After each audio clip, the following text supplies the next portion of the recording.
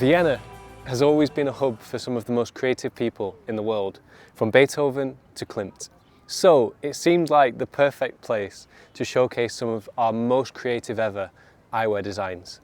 So in this video, you're going to see not one, not two, but 3 custom Cartiers that all feature distinct design details that make each one individually perfect, as well as an entirely one-of-a-kind concept that we produced that resulted in this truly special pair of glasses. And on top of all that, you're going to be seeing the sights of Vienna through my eyes, through these custom glasses, and seeing how they make this beautiful scenery even more beautiful. So hi, I'm Robert, Style and Vision Consultant at the Spectacle Factory. Away from the Spectacle Factory once more because I've travelled to Vienna to meet a couple of amazing clients who I'm so proud to say, of all the optical stores that they could have gone to here in Vienna or around Europe, chose us to make their first, second and third ever pair of Cartiers. Number 1 was the new Santos de Cartier design with a pilot shape, which featured a sumptuous apricot tint. It's one of my favourite tints to pair with Cartier.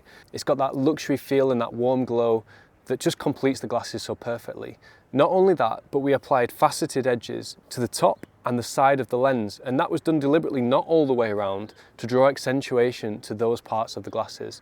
And I think it really worked. I think everything there came together to make the perfect finished product. Number 2, and this is going to be her, let's say, more special pair, was a Panthère de Cartier, again in gold, but this time an oversized rectangular shape with my favourite sweet violet tint. It's such a lovely tint to look through, so relaxing, but also I think the purple and gold combination just looks even more luxurious than the apricot did. But with this pair, it was all about the diamond cut edges around the circumference of the lens. It has been done before, but as far as I'm aware, always on a mass-produced scale, making non-prescription lenses that are, let's say, not of one of a kind, part of a production batch, is an entirely different manufacturing process to producing a one-of-a-kind prescription lens for someone with that same detailing. But we actually developed, and it took a long time to do, a technique for crafting that exact shape and that exact cut of the lens in prescription. The technical process was we took the drill that would usually be used to drill the holes. With it being a rimless pair of glasses, you've got to drill holes through the lens so that it assembles. And that drill that's spinning many thousand times per minute, we used as a saw. So rather than drilling into the lens, we cut in from the sides. And that took a lot of programming. And it's funny, I actually reached a limitation in the software where it wouldn't let me do so many cuts. So I then had to figure out a way to create 2 files or 3 files for that same set of lenses, where we would cut it once, reset it, cut it twice, reset it, cut it a third time. But each time the machine wants to measure the circumference of the lens, and it kept not being able to detect it. It was super complicated, but in the end, I think the result was worth all of that effort. They look unbelievable. And then the third pair for the son of that client was a Santos de Cartier rimless, so obviously a little bit more masculine, and the Santos de Cartier is probably my favourite line within Cartier. This is the new Santos de Cartier for 2024. The bridge detailing on that frame is absolutely incredible. What I love about this design is how the screws from the Santos de Cartier, the classic exposed screws, are actually integrated into the lens surface. And the challenge with this one, well, there were a couple of challenges. One was the thickness of the client's prescription, and what we ended up doing is, rather than letting that spoil the glasses, we turned it into a feature. So by faceting the back edge of the lenses, we made that into a really beautiful polished lens edge all the way around. But that allowed us to also assemble the frames, because then the screws were long enough to go through the edge. Otherwise, if it was too thick, then the screws wouldn't be long enough and the whole thing wouldn't have come together. But getting those screws to exactly the right length so that they sit exactly flush with the lens surface was a challenge in and of itself as well. But again, I'm proud of our team. We delivered, we achieved it, and again, the result was worth all of that work.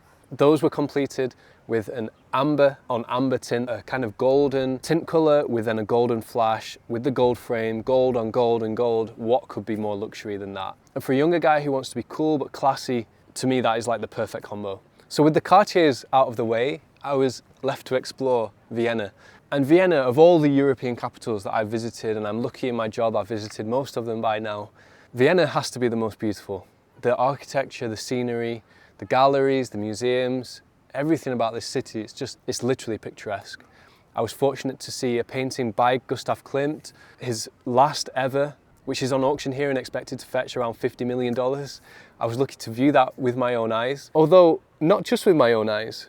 because through the base green tint of these glasses, which I'm about to tell you all about, that painting looked, if possible, even more beautiful. So let's talk about these glasses. It all started with my local client, one of the most humble, nice people you would ever have the pleasure to meet. Came into the shop one day and said, I have something for you. And this is what he gave me.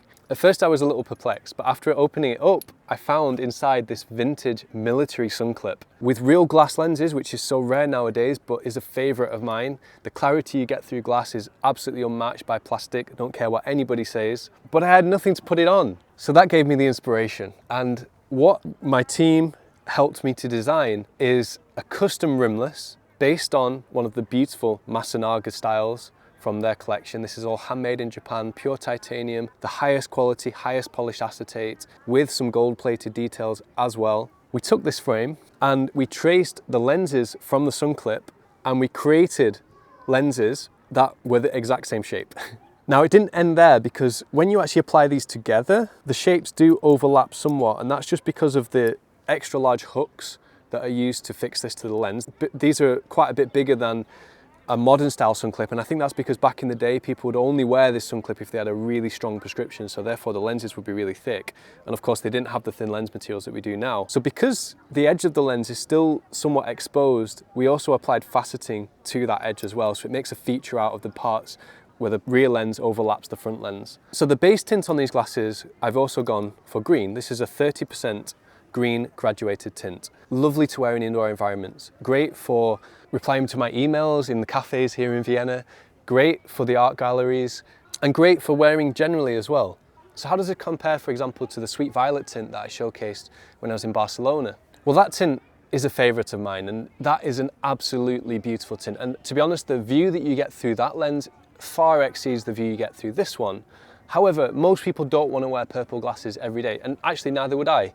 I wear those glasses when I'm out of work, when I'm relaxing, and it's not something I would have as my go-to lens. This, however, is.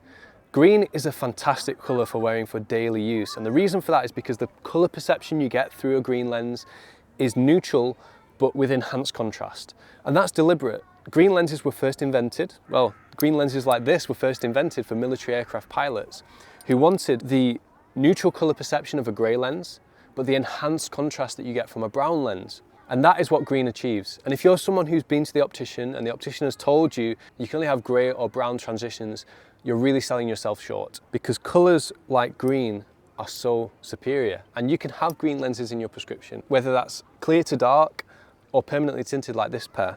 So this base tint is wonderful for general use. But when you want to step into the sun, you ultimately have an incredible pair of sunglasses. This is an 85% solid tint on the sun clip. And your next question might be, well, if you have a 30% tint on the inside and an 85% tint on the outside, doesn't that mean you can't see? Doesn't that mean you've got more than 100% light reduction? Actually, no. If you think about what a tint does, if it's an 85% tint, that means it lets through 15% of light. So what's actually happening here is 15% of light is transmitting through the front surface. Of that 15%, 30% is then blocked by the interior lens. So that results in a 90% tint. For strong direct sunlight is pretty much the exact level that is perfect. Now in some situations this would be too dark, but that's where removing the clip means you've got a good base tint. Would I choose this instead of Photofusion or Adaptive Sun? No, not as my main pair, but as a cool pair to have within my collection that is completely different to everything else, absolutely I would. And honestly, on this trip, these have lived up to every single situation, whether I was on the metro, the underground, whether I was on the plane, whether I was out in this, gorgeous scenery today. Wherever I've been, these have actually lived up to it. So they've been an awesome pair of glasses and perfectly matched to an awesome city, Vienna. So I hope you've enjoyed coming with me on this journey. I've certainly enjoyed my time here. It's time to head home. But if you've got any questions about anything that I've talked about in today's video, whether it's the Cartier glasses, these custom glasses, sun clips, glass lenses, G15 tints, whatever it is, let me know in the comments. And if you found this video helpful or interesting, give us a like and subscribe for more of the best eyewear content on the internet.